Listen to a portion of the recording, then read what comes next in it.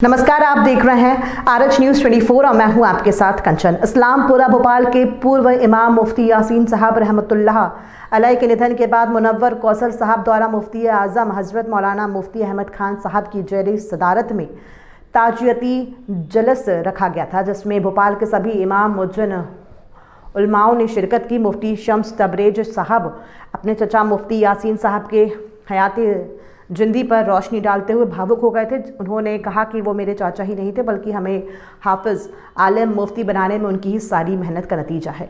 शेखुल हदीस हजरत मौलाना राशिदुद्दीन साहब ने मुफ्ती यासीन साहब के हयाते ज़िंदगी पर रोशनी डालते हुए उनकी सादगी भरी ज़िंदगी का जिक्र किया।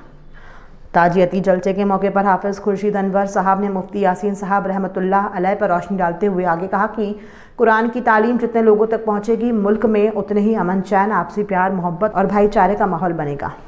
मुफ्ती इरफान साहब ने कहा कि कुरान केवल मुसलमान के लिए ही नहीं, दुनिया के इंसानों की रहनुमाई के लिए है। कहा कि अगर ज़िंदगी और आखिरत में सफल होना चाहते हैं तो कुरान की रस्सी को मजबूती से पकड़ लो, क्योंकि हर जगह कुरान तुम्हारी रहनुमाई करेगा, तुम्हें दिग्भ्रमित होने से बचाएगा। वहीं जलसे की निज़ामत कर रहे मुफ्ती शेख आलम साहब ने कहा कि आज यहाँ जलसे में बैठे सभी इमाम मुज्जन उलमाओं की इतनी बड़ी दाद सिर्फ मस्जिद ताजुर्मे वाली की ही दी है, जिनके चलते देश के कोने कोने में आलिम हाफिज़ फारिग होकर इल्म फैला रहे हैं। आखिर में कांग्रेस महासचिव मुनव्वर कौसर साहब ने सभी उलमाओं का शुक्रिया अदा किया और मुफ्ती आज़म मौलाना मुफ्ती अहमद खान साहब दुआ के साथ जलसे का समापन किया। पूरे मुल्क के लिए अमन सलामती की दुआएं की। जलसे को खिताब करने वालों में मौलाना फारूक साहब, मुफ्ती मुर्तजा साहब, हाफिज़ अब्दुल कुद्दूस साहब, मुफ्ती जज साहब आदि लोग मौजूद रहे। मजलिस के रूह रवा मोहतरम जनाब मुनव्वर कौसर साहब और दीगर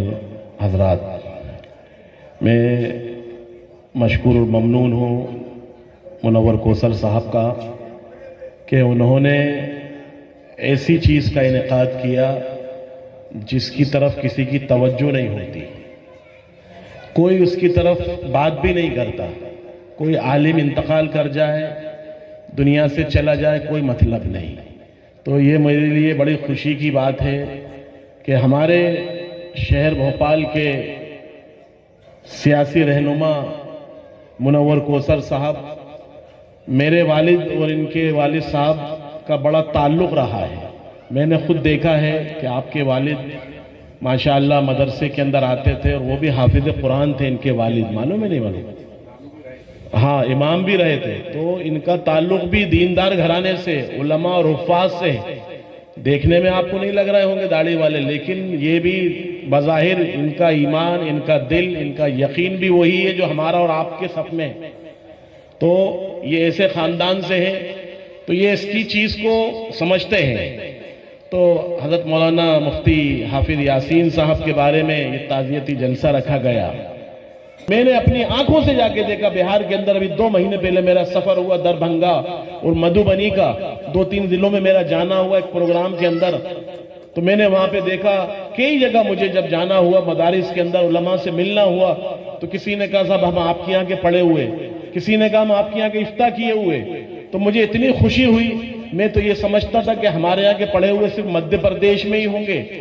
तो अल्हम्दुलिल्लाह बिहार में सैकड़ों तलबा जामिया इस्लामिया अरबिया मस्जिद तर्जुमे वाली के हैं। तो ये मेरा कोई कमाल नहीं है, ये कमाल मेरे वालिद मोहतरम हज़रत मुफ्ती अब्दुल रज़्ज़ाक़ साहब रहमतुल्लाह अलैह का है, जिन्होंने, जिनके इखलास और जिनकी नीयत और सच्चाई की वजह से अल्लाह ताला ने उस छोटी सी मस्जिद को, जिसके अंदर 200 साल पहले तर्जुमा तफसीर हुआ करता था जिसके नाम से जामिया इस्लामिया अरबिया मस्जिद तर्जुमे, और मेरे भाइयों ये दरख्त वो लगा के गए, ये दरख्त में वो खड़ा करके गए, जिसकी वजह से हम और आप सेहराब हो रहे हैं।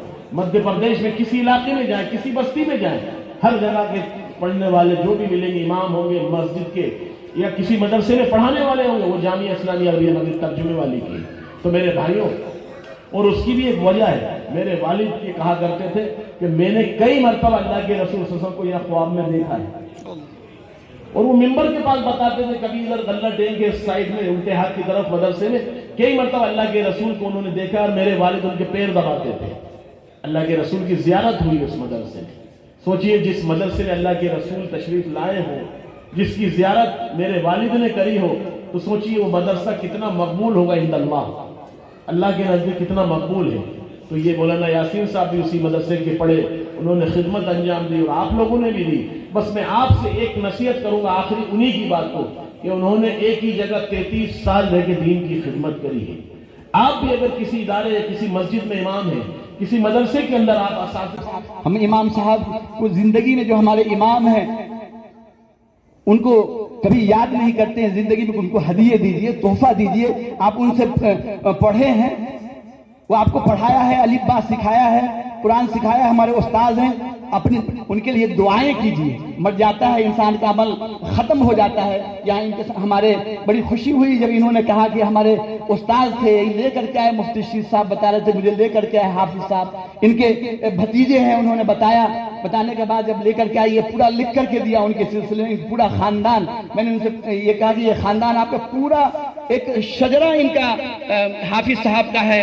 یہ ان کے جو والد صاحب تھے وہ امارت حسین صاحب, مصاحب صاحب, امانی صاحب, مرار. یہ مرار جو بہار میں ہوتا تھا, ایک زمیندار ہوتے تھے جو 100 بیگھہ سے زیادہ جن کی زمین ہو, ایسے زمیندار لوگ آ کر کے اور اپنے علم کے خاطر دوسرے کام کر سکتے ہیں. یہ مفتی صاحب دوسرا کام نہیں کر سکتے.